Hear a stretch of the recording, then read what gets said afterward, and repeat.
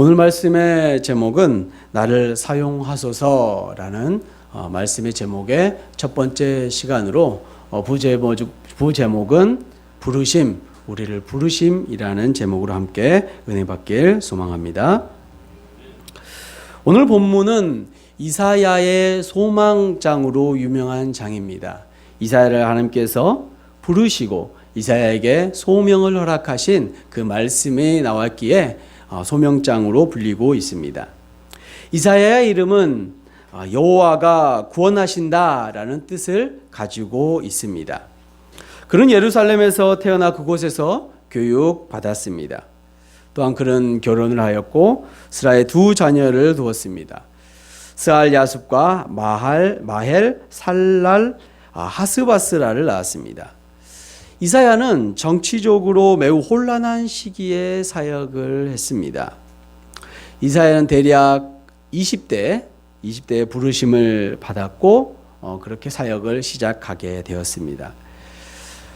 이사야는 또한 4명의 왕을 그렇게 왕 앞에서 선지자로 사역했습니다.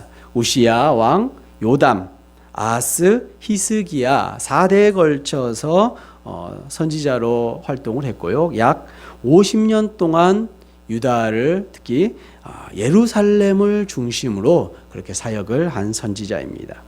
또한 동시대에는 아모스, 호세야, 미가와 동시대에 함께 활동을 한 그러한 사역자입니다. 이러한 사역을 감당한 이사야를 하나님께서 부르시고 말씀하시는 장면이 오늘 본문의 장면입니다.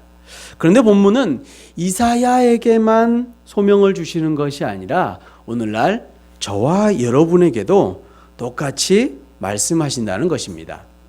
오늘 하나님께서 어떻게 말씀하시는지 아멘으로 화답하는 시간 되길 소망합니다. 우리를 부르심, 그 첫 번째는 하나님의 부르심은 전지전능하신 하나님의 주권이라는 것입니다. 오늘 1절의 말씀입니다. 우리 함께 봉독해 보겠습니다.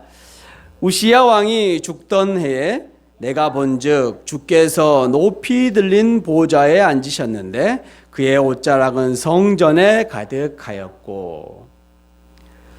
이사야 선지자의 소명장에 가장 먼저 등장하는 인물이 있습니다. 누군가요? 우시야 왕.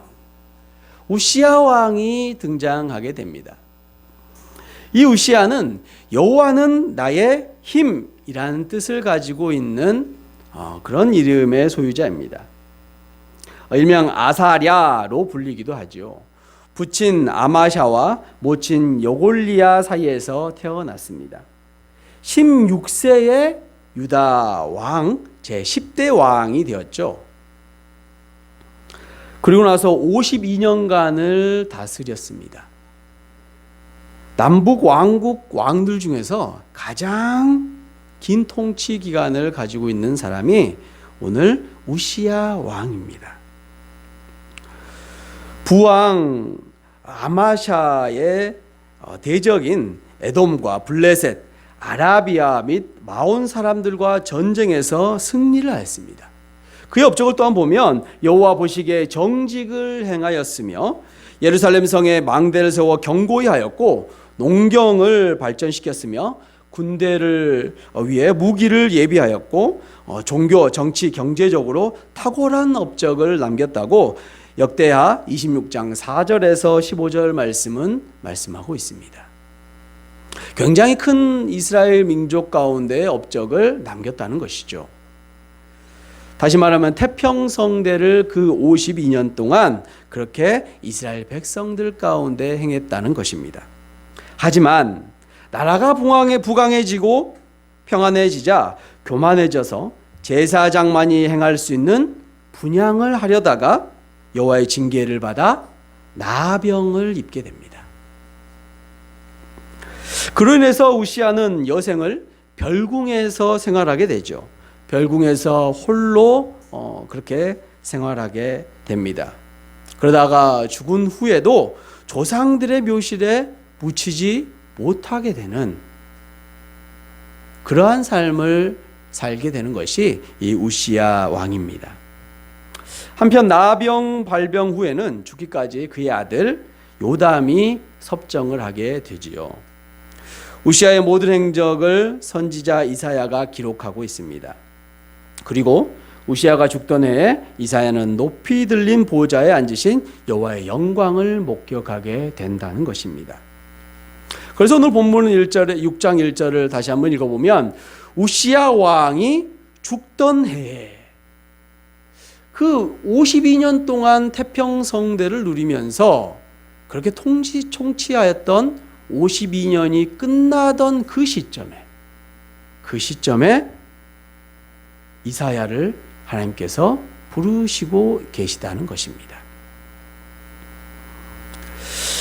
우시아 왕의 치세 때 유다는 전성기 때의 국력을 회복할 수 있었습니다.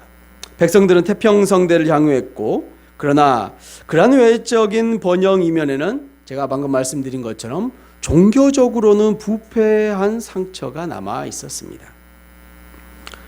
정기적인 제사는 있었지만 이미 그 마음속에 하나님에 대한 열심은 식어갔고 향락과 사치, 풍조가 더해졌다는 것입니다.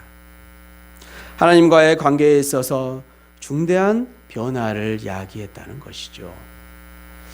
이스라엘 백성들의 역사를 보면 그들이 제사를 지내지 않은 적은 단 한 번도 없습니다. 그러나 그러한 모습들을 하나님께서 보시고 항상 질타하셨습니다.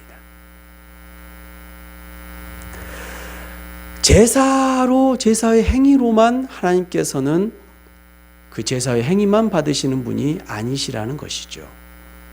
하나님께서는 그 중심을 보시는 분이시라는 것입니다. 우시아 52년 동안의 제사는 항상 드려졌습니다. 항상 태평성대가 이루어졌지만 하나님께서는 그 우시아의 제사를 흠량하지 않으셨다는 것이죠. 제가 우시아의 일생을 말씀드렸던 것처럼 그는 자신이 행할 수 없는 교만으로 제사장만이 할 수 있는 제사를 드린다고 하여서 나병을 걸리게 되는 그러한 모습 가운데 우리가 잘 알 수 있듯이 그는 교만한 왕이었다는 것입니다. 마치 그가 태평성대 가운데 자신의 어떠함으로 자신의 행함으로 인하여서 그 태평성대가 이루어졌던 것처럼 생각했다는 것입니다. 자신이 하나님께 예배를 잘 드려서 제사를 잘 드려서 하나님께서 이렇게 축복을 내려주시는구나 라고 생각하고 그러한 삶을 살아갔다는 것이 우시아 왕이었다는 것입니다. 저와 여러분의 삶은 어떻습니까? 저와 여러분의 삶은 평안하십니까?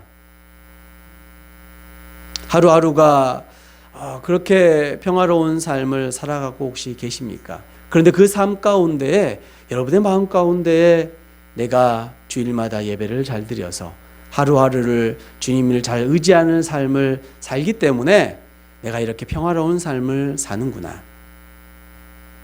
혹여는 여러분의 마음 가운데 내가 지금 평화롭지 않은 마음 가운데 내가 고통 가운데 육신의 아픔과 고통 가운데 또한 물질의 어려움 가운데 있는 것이 내가 주님께 예배를 잘 드리지 못해서 내가 주님께 잘 나아가지 못해서 내가 주님께 물질을 많이 드리지 못해서 내가 이러한 어려움이 있는가라고는 생각을 가지고 계시지 않습니까? 오늘 말씀을 통하여서 그렇게 생각하고 있다면 그것이 잘못되었다는 것을 깨닫는 시간 되길 소망합니다. 왕이 죽어 사회가 혼란한 가운데서 하나님께서는 일하고 계십니다. 52년 동안 태평성대를 이루게 했던 그 우시아 왕이 죽었습니다. 이 나라가 얼마나 혼란스러웠겠습니까? 물론 대를 이어서 아들이 왕을 이어받아 그렇게 나아가겠지만 왕이 죽었습니다. 그 나라에 큰 슬픔이 있게 된 것이죠. 사회적으로 혼란이 있을 수밖에 없는 상황이었습니다. 그런데 그때 하나님께서는 이사야를 부르셨습니다. 그 이야기는 무슨 이야기입니까? 그렇게 어렵고 환난 가운데, 사회가 혼란한 가운데에서도 하나님께서는 역사하고 계시다는 것입니다. 하나님께서는 일하시고 계시다는 것입니다. 하나님께서는 저와 여러분을 그냥 내버려두지 아니하시고 독수리 같은 눈동자로 지키고 보호하고 계시다는 것입니다. 지금 우리의 처한 상황이 어떻습니까? 코로나19로 인하여서 많은 사람이 죽어가고 있습니다. 전 세계의 많은 인구들이 죽어가고 있습니다. 먼 곳을 바라보지 않고 우리나라 상황만 보더라도 이 코로나로 인하여서 우리는 예배에 잘 참석할 수가 없습니다. 핍박을 받고 있지요. 눈치를 보며 예배에 참석해야 합니다. 열을 재야 하고요. 마스크를 착용해야 되고. 언제부터 우리가 이렇게 어렵게 예배를 드리게 되었습니까? 마치 하나님께서 우리의 예배와 우리가 주님을 바라보는 모든 올려드리는 것이 다 잘못되었다라고 말씀하시는 것 같습니다. 100여 년 동안 한국교회 가운데 하나님께서 어떻게 역사하셨습니까?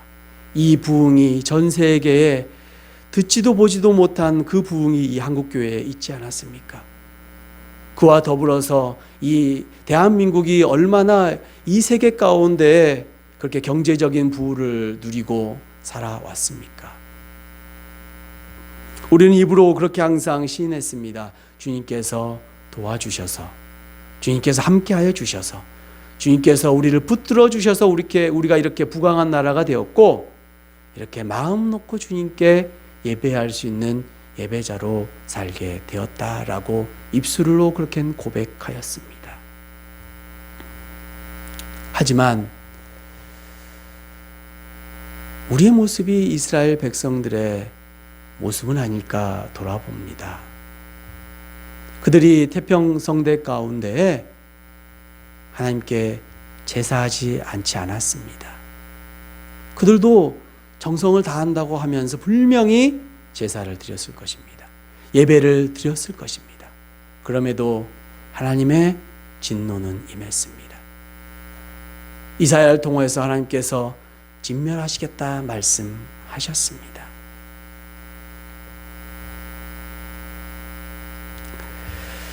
우리에게 처한 이 상황, 코로나19는 우리의 삶을 돌아보게 합니다.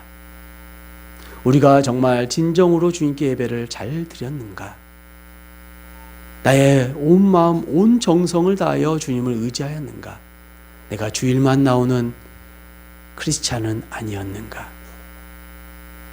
먼 곳을 우리 한국교회 전반적으로 생각할 것이 아니라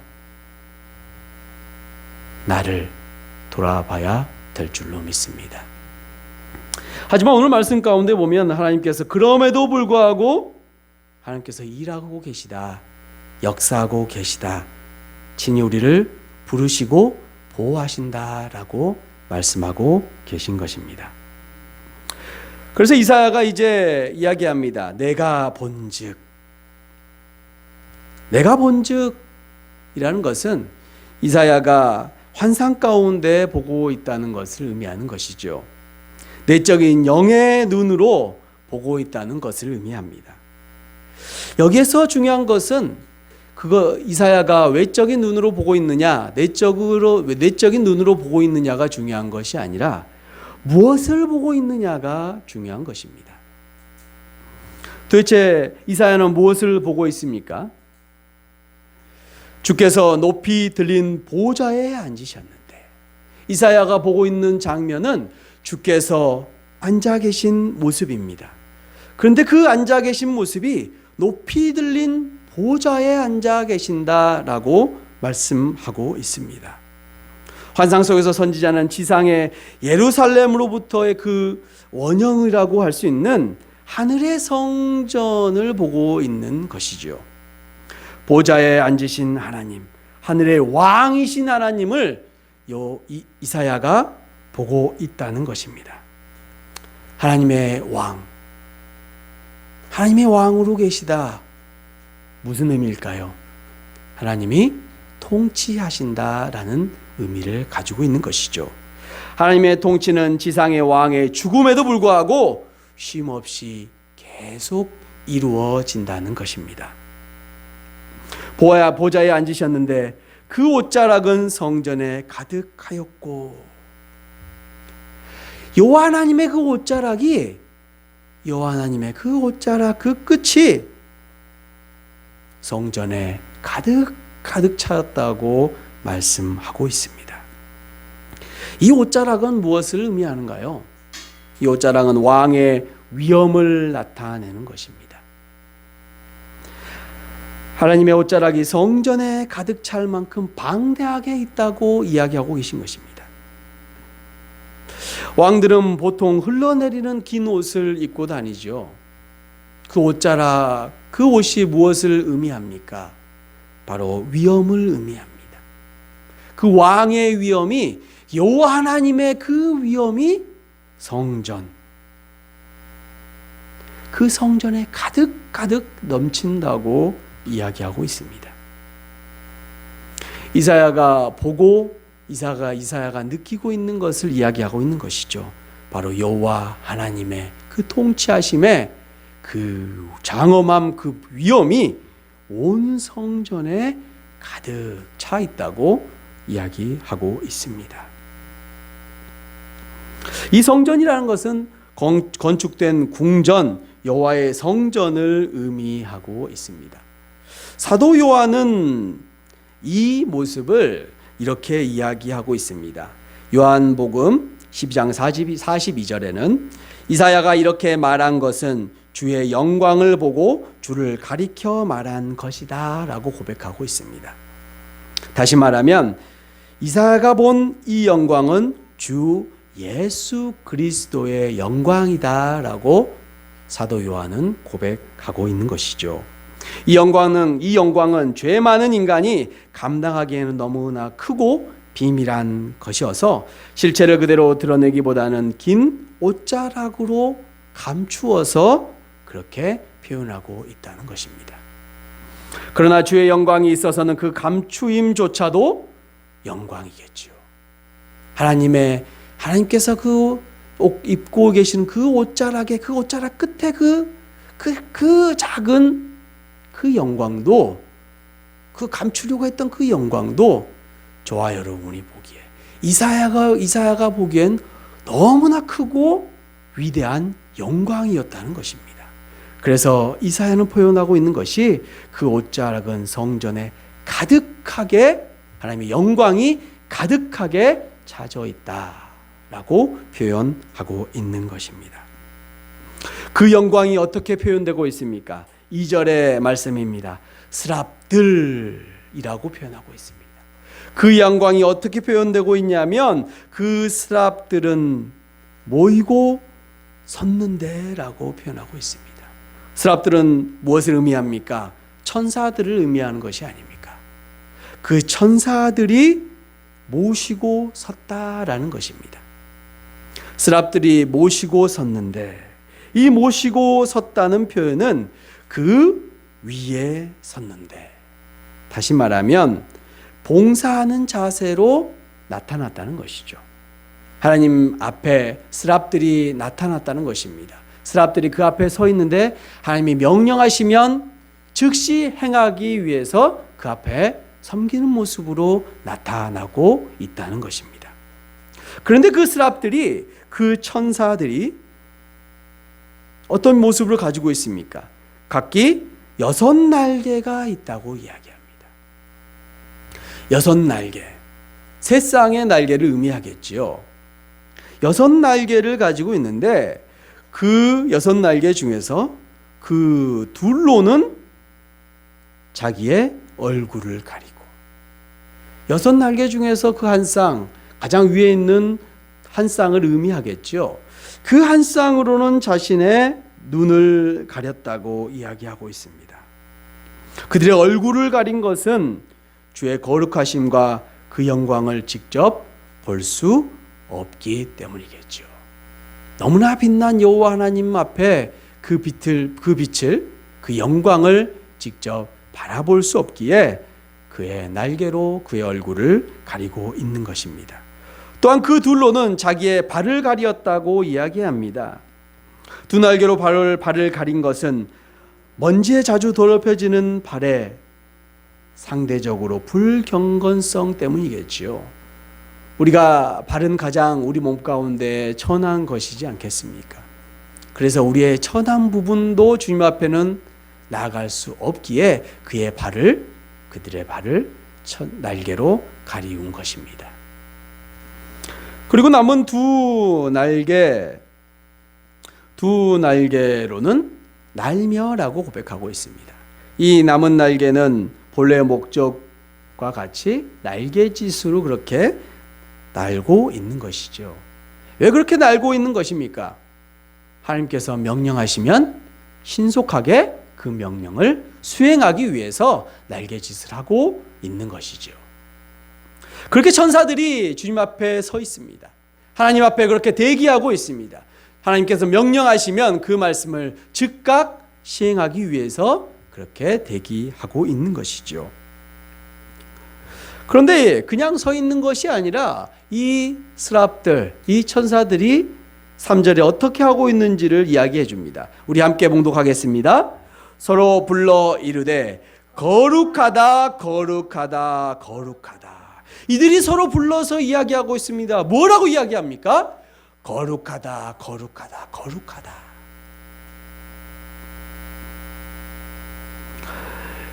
이들이 서로 이야기하고 있습니다. 서로 부르고 있는 것이죠. 서로 하나님을 찬양하고 있는데 그 찬양하는 것이 거룩하다 거룩하다 거룩하다라고 찬양하고 있습니다. 욥기 38장 7절에는 그때 새벽 별들이 기뻐 노래하며 하나님의 아들들이 다 기뻐 소리를 질렀느니라. 요한계시록 4장 8절에는 내 생물은 각각 6날개를 가졌고 그 앙과 주위에는 눈들이 가득하더라. 그들이 밤낮 쉬지 않고 이르기를 거룩하다 거룩하다 거룩하다 주 하나님 곧 전능하신 이여 전에도 계셨고 이제도 계시고 장차 오실 이시라 하시고 라고 말씀하고 있습니다. 천사의 모습을, 스랍의 모습을 표현하고 있는 것이죠. 동일한 모습으로 말씀하고 있습니다. 6개의 날개를 가지고 있고 이들이 하나님 앞에서 찬양하고 있는 것이죠. 거룩하다 거룩하다 거룩하다. 이 거룩한 것은 무엇을 의미하고 있는 것입니까? 구별됨을 의미하는 것이죠. 이 세상에 만물들 가운데 거룩한 존재가 있습니까? 없습니다. 거룩하신 분은 오직 여호와 하나님, 오직 하나님 한 분밖에 계시지 않으신 것이죠. 근데 그 거룩함을 한 번 이야기하는 것이 아니라 3번에 걸쳐서 그렇게 반복하고 있습니다. 거룩하다 거룩하다 거룩하다 거룩하다 거룩하다 거룩하다. 그 거룩함이 얼마나 거룩했으면 3번 반복해서 이야기하고 있는 것이죠. 정말 거룩하신 분은 하나님 한 분밖에 없다는 것을 이 천사들은 이야기하는 것이, 강조하는 것이 이 3번에 걸쳐 이야기하는 것입니다. 거룩하다 거룩하다 거룩하다. 우리가 믿고 따르는, 우리를 택하신 그분은 정말 거룩하신 여호와 하나님이신 줄로 믿습니다. 그런데 이제 이 거룩하심이 만군의 여호와의 그 영광이 온 땅에 충만하도다라고 말씀하십니다.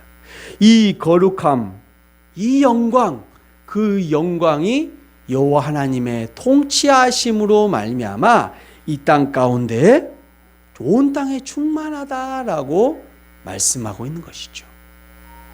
하나님의 그 영광, 그 거룩함이 이 땅 가운데에 임해진다는 것이죠. 그 영광이 이 땅 가운데 임하는 것이, 이 땅 가운데 충만한 것이 누구로 인한 것인가요? 누구로 인한 것인가요? 이사야 선지자로 인한 것인가요? 저와 여러분으로 인한 것인가요? 오직 여호와 하나님의 은혜라는 것입니다. 하나님의 그 거룩하심을 이 땅 가운데 영광으로 나타내 주고 계시다. 그 모습을 이사야 선지자가 보고 이야기하고 있는 것입니다. 이제 4절에 이야기합니다. 이같이 화답하는 자의 소리로 말미암아. 화답하는 자의 소리가 무엇인가요? 천사들의 이야기겠죠. 천사들이 서로 이야기하는, 뭐라고 이야기했죠? 거룩하다, 거룩하다, 거룩하다.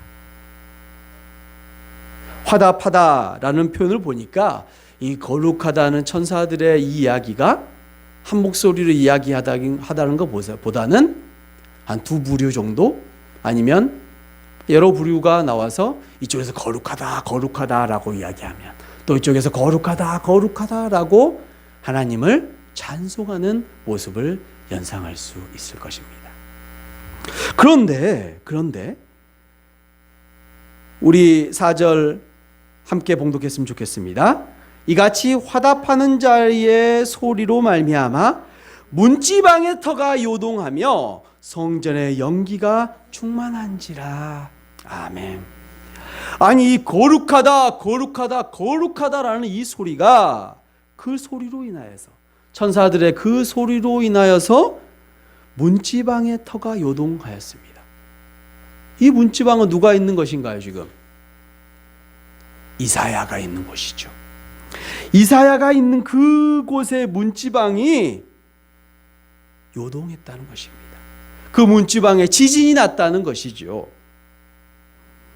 여호와가 강림하실 때 출애굽기 19장 18절 말씀을 보면 시내산에 연기가 자욱하니 여호와께서 불 가운데서 거기 강림하심이라.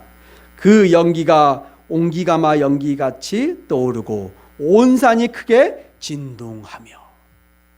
여호와 하나님의 임재하심, 여호와 하나님께서 임하시는 곳에 진동, 지진이 함께 임했다고 이야기하고 있습니다. 마치 이사야가 지금 체험하고 있는 그 모습과 동일한 모습이겠지요. 문지방이 터가 요동하였다. 여호와 하나님의 임재하심이 그렇게 이사야에게 임했다라고 말씀하고 있는 것입니다. 시내산이 진동했던 것처럼 여호와의 거룩과 영광을 찬미하는 스랍들의 드높은 노랫소리에 선지자가 서 있는 문지방의 터가 흔들렸다는 것입니다. 이는 스랍들의 찬양이 얼마나 힘이 있고 그 찬양이 얼마나 주님의 영광스러운 모습을 찬양하고 있는지를 또한 알 수 있는 모습입니다. 그런데 이 모습이 어디까지 나타나게 됩니까?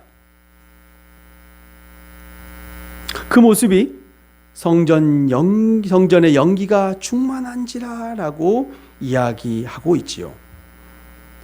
연기는 스랍들의 찬양의 결과이지요. 스랍들이 찬양함으로 말미암아, 본절을 다시 알보면 이같이 화답하는 자리에 소리로 말미암아, 그 찬양 소리로 인하여서 문지방에 터가 요동하면서 성전의 연기가 충만하게 되었다라고 말씀하고 있습니다. 그 이야기는 무엇을 의미합니까? 여호와의 임재하심이 성전 가운데 충만하였다라고 이야기하고 있는 것이죠. 그 충만하심, 여호와 하나님의 임재하심의 그 충만하심이 이제 그 충만하심으로 인하여서 5절 가운데 나타나게 됩니다. 5절에 이제 이사야가 그 모습 가운데 여호와의 임재하심, 여호와의 충만하심, 여호와 안의 그 높으심, 그 거룩하심을 목도하고 나서 이야기하고 있는 것입니다. 우리 5절 함께 봉독합니다. 그때 내가 말하되, 이사야가 말하고 있습니다. 화로다 나여 망하게 되었도다. 아니, 그 여호와 하나님의 임재하심, 여호와 하나님의 그 충만하심, 그 영광의 모습을 보았는데 왜 이사야는 나는 망하게 되었도다 라고 이야기하는 것인가요? 이 망하다라는 뜻은 완전히 황폐하다, 파괴되었다. 이제 다시 설 수 없게 되었다라는 의미를 가지고 있는 단어가 이 망하게 되었다라는 단어입니다. 다시 이 본문을 직역해 보면 이러한 얘기겠죠. 내게 화로다. 왜냐하면 나는 끝장났기 때문이다.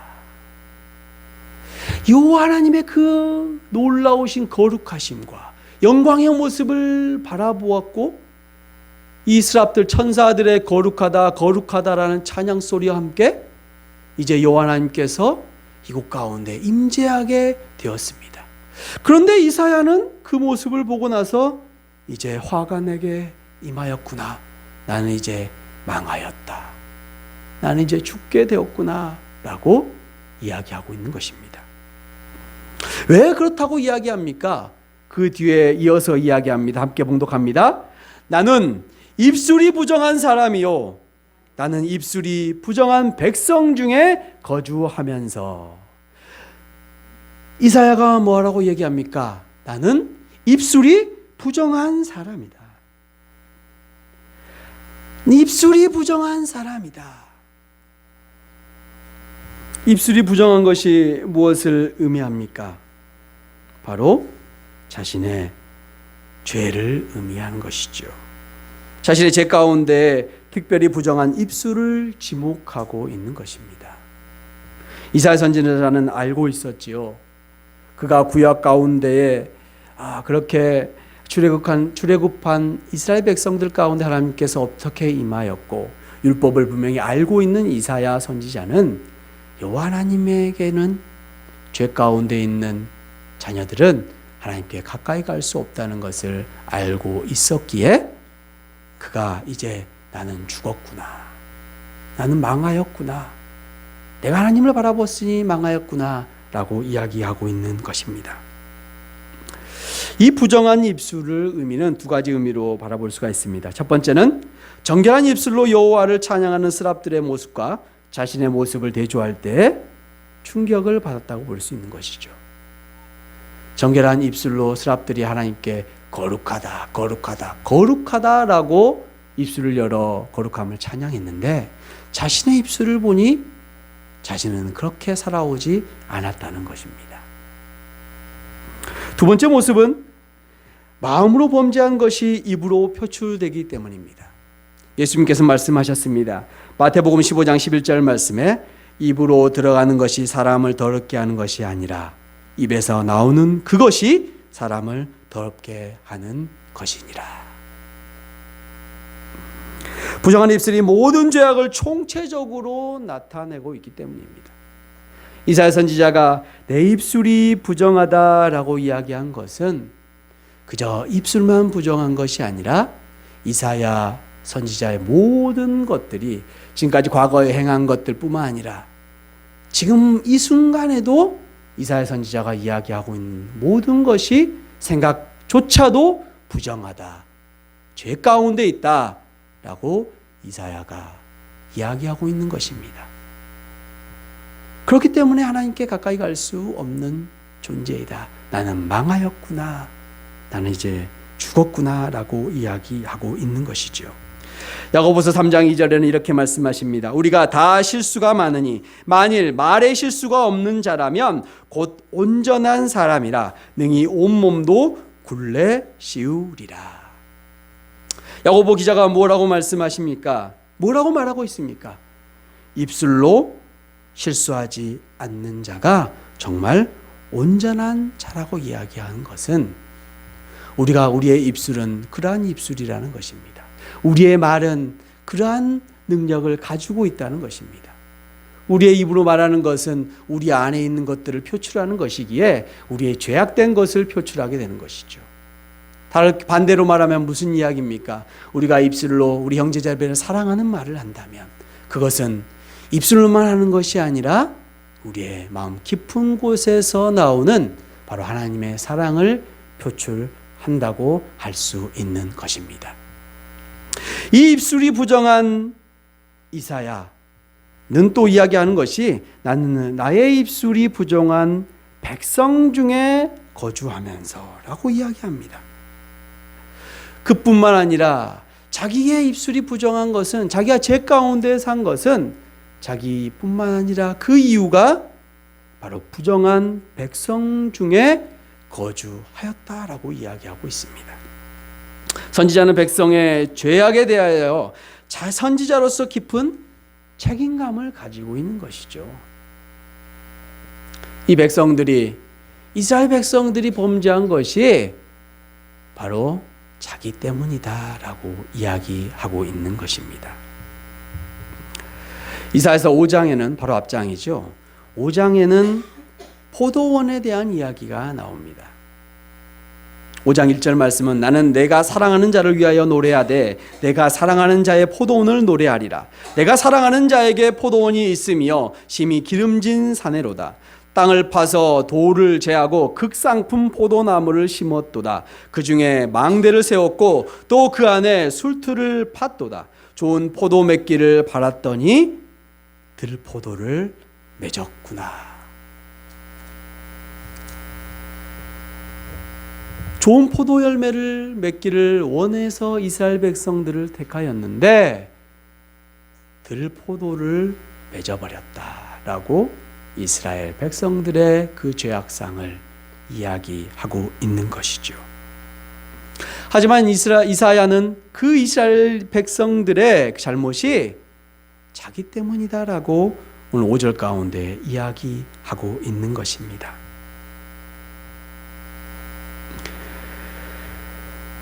그래서 29장, 이사야서 29장 13절은 이렇게 이야기합니다. 이 백성이 입으로는 나를 가까이하며 입술로는 나를 존경하나 그 마음은 내게서 멀리 떠난 나니. 이스라엘 백성들의 죄악상을 이야기하고 있는 것이죠. 입으로는 나를 가까이하며 입술로는 나를 존경하나 그 마음은 내게서 멀리 떠나였구나. 그들이 하나님 보시기에 제사를 온전히 드린 것처럼 그렇게 제사를 드렸다는 것입니다. 그러나 그들의 제사는 형식적인 제사였다는 것이죠. 그저 형식적인 제사였습니다. 마음에 우러나와서 하나님, 이 태평성대를 저희들에게 주심이 하나님의 은혜입니다. 하나님 감사합니다. 그 감사의 마음으로 우러나서 제사를 드린 것이 아니라, 우러나서 예배를 드린 것이 아니라 그저 그들이 삶 가운데서 오늘은 안식일로 제사 드리는 날이구나.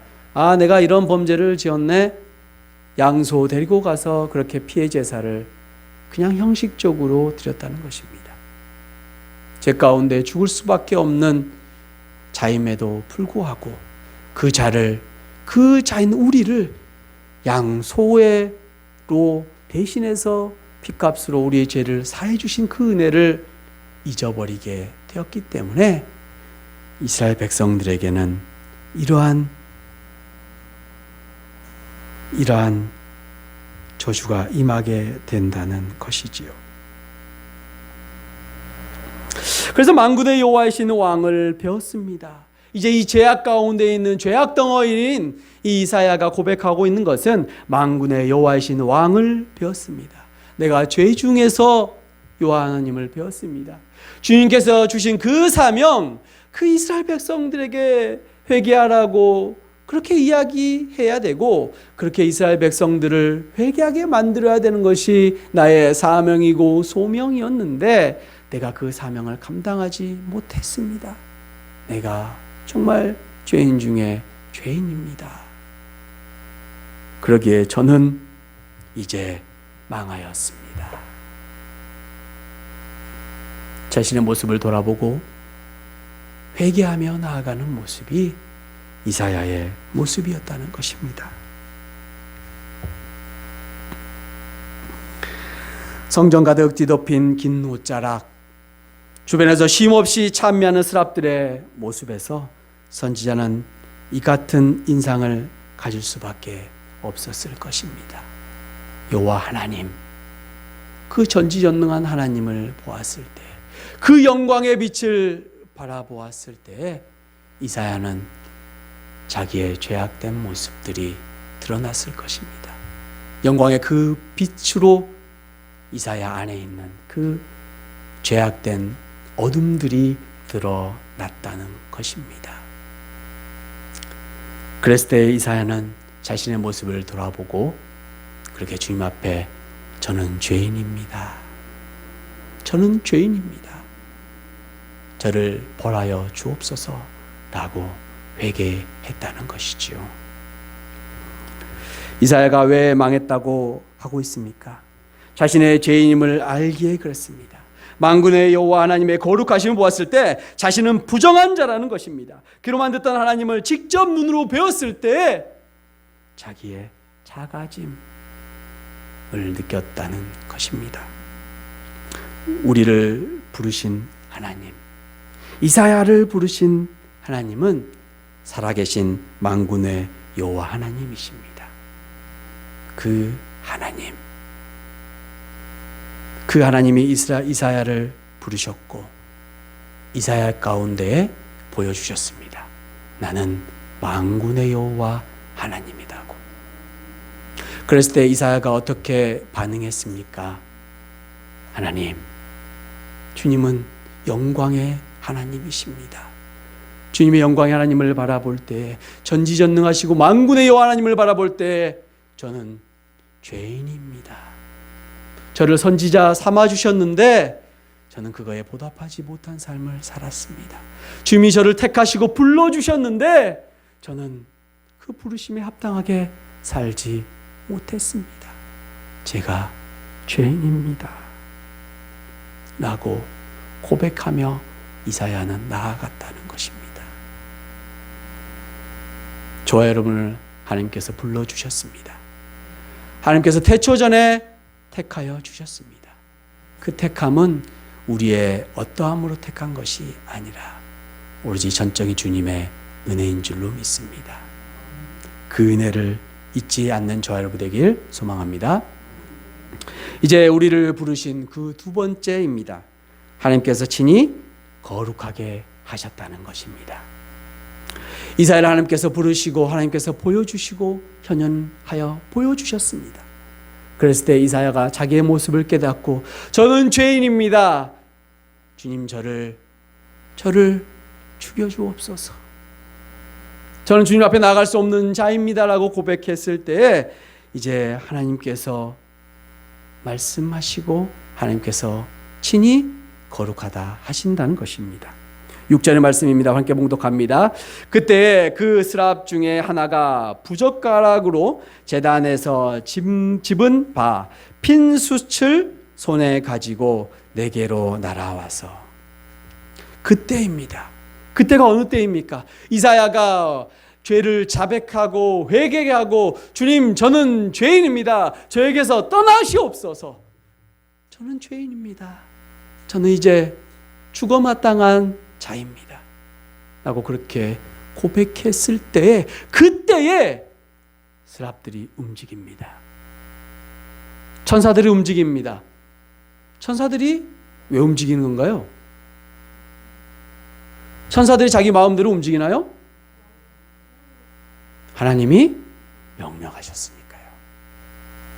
하나님의 명령에 따라 스랍이 움직입니다. 그중 하나가 부젓가락, 불타는 젓가락을 의미하겠죠. 불타는 젓가락으로 제단에서 집은 바 된 핀 숯을, 이제 그 숯 하나를 들고 이사야에게 나아가게 됩니다. 여기서 제단은 단은 무엇을 의미합니까? 하늘에 있는 향단이겠지요. 계시록에 의하면 하늘 향단은 금으로 만들어졌다고 합니다. 요한계시록 8장 3절은 또 다른 천사가 와서 제단 곁에 서서 금 향로를 가지고 많은 향을 받았으니 이는 모든 성도의 기도와 합하여 보좌 앞 금 제단에 드리고자 함이라. 핀숯은 불타는 숯 혹은 뜨거운 돌을 의미합니다. 천상에서 거행된 죄사함의 성례는 스랍 중 하나가 단으로 날아가 그곳에서 정금으로 만든 젓가락을 가지고 핀 숯을 취하여 선지자에긴 이사야에게 다가가는 것입니다. 8절 말씀, 7절 말씀입니다. 함께 봉독합니다. 그것을 내 입술에 대며 이르되 보라 이것이 내 입에 닿았으니 내 악이 제하여 졌고 내 죄가 사하여 졌느니라. 아멘. 이 숯이 내 입술에, 이사야의 입술에 되어졌다는 것입니다. 이 숯이 이사야의 입술에 되어졌을 때 놀라운 역사가 일어납니다. 어떤 역사가 이루어졌습니까? 보라, 이것이 내 입에 닿았으니, 천사가 이야기하겠죠. 보라, 이 숯이 내 입술에 닿았으니 내 악이 제하여 졌고 내 죄가 사하여 졌느니라. 이사야가 고백했던 그 죄, 저는 죄인입니다. 저는 죄인입니다. 라고 고백했던 그 죄, 그 죄가 천사에게 들려졌던 그 숯이 입술에 닿자 해결되었다는 것입니다. 깨끗하게 되었다는 것입니다. 내 악이 제하여 졌고 내 죄가 사하여 졌느니라. 아멘. 본문 가운데 이 숯이 참 능력이 있습니다. 그렇지 않나요? 그렇다면 우리의 입술 가운데 수출되는 것이 중요하겠지요.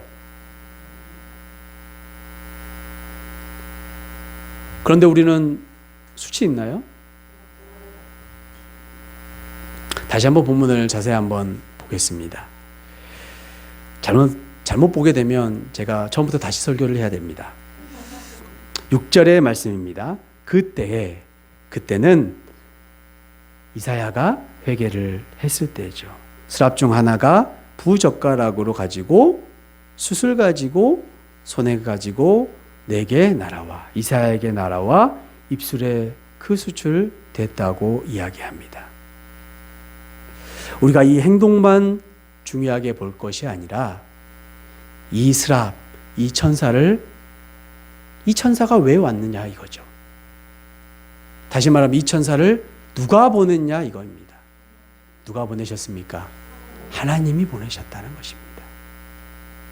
그 숯의 능력이 있는 것이 아닙니다. 이 천사가 능력이 있는 것이 아니라 그 천사를 보내신, 그 숯을 보내신 여호와 하나님이 능력이 있다는 것입니다. 그런데 본문 가운데 좀 특이한 점을 발견하셨는지 모르겠습니다. 분명히 본문은 이사야의 죄를 사하는 장면입니다. 죄를 사하는 장면. 당신은 구약이 아닙니까? 구약에서 죄를 사할 때 무엇이 필요한가요? 제물. 제물이 왜 필요한데요? 죄를 전가하기 위해서. 죄를 어떻게 전가하는데요? 피. 죄의 삭은 사망입니다. 피가 필요한 겁니다. 사망, 피는 성경에서 생명을 의미합니다. 바로 생명이 필요한 것이죠. 나 대신 죽을 무언가가 필요한 것입니다. 그래야만이 죄가 사해지는 것이죠. 그런데 지금 6절, 7절 말씀에는 피의 의미가 있나요? 피가 나왔습니까? 죄를 사하는 그 사망을 이르는 그 죄를 대속해 줄 그 피가 있나요? 없지요. 왜 없는 것인가요? 본문은 예수님을 예표하는 본문입니다. 우리가 예수 그리스도를 믿는 저와 여러분이 항상 피를 보게 됩니까? 제사를 지내게 되나요? 제물을 가져와 피를 제단에 뿌린가요? 그렇지 않는다는 것이죠. 그래서 6절 7절의 본문은 예수님의 그 구속하심을 의미하는 본문입니다. 장차 오실 그리스도께서 온전한 속죄 행위로 인하여서 이제 제사가 불필요함을 의미하고 있는 것입니다. 이사야는 어떻게 제사함을 받았습니까? 그의 노력으로, 그의 공로로 받았습니까? 아니죠. 하나님이 보내신 천사로 인하여 사죄함을 받게 되었습니다. 그러나 이것은 천사의 능력이 아니라 그 천사를 보내신 요 하나님의 능력인 줄로 믿습니다. 이사야의 죄사함은 바로 하나님의 능력입니다. 저와 여러분의 죄사함은 우리 요 하나님의 능력인 것입니다. 예수 그리스도의 능력으로 말미암아 저와 여러분이 죄사함 받은 줄로 믿습니다. 우리가 깨끗하게 된 것은 오로지 하나님의 능력, 주님의 은혜인 것입니다. 그러기에 우리는 그 은혜에 합당한 삶을 살아야 한 줄로 믿습니다. 말씀을 마치고자 합니다. 하나님께서는 이사야 선지자를 친히 부르셨고 그에게 소명을 허락하셨습니다. 그 과정을 보면 친히 하나님께서 이사야를 부르셨고 이사야를 거룩하게 하셨습니다. 저와 여러분도 하나님께서 태초전에 택하셨습니다. 부르셨습니다. 우리의 택함은 우리의 어떠함이 아닙니다. 우리의 잘남이 아닙니다. 우리가 잘생겨서, 우리가 똑똑해서, 우리가 예배를 잘 드릴만 해서 우리를 부르신 것이 아니라는 것입니다. 그리고 친히 우리를 거룩하게 하여 주셨습니다. 우리가 회개를 잘해서 거룩함을 입은 것이 아닙니다.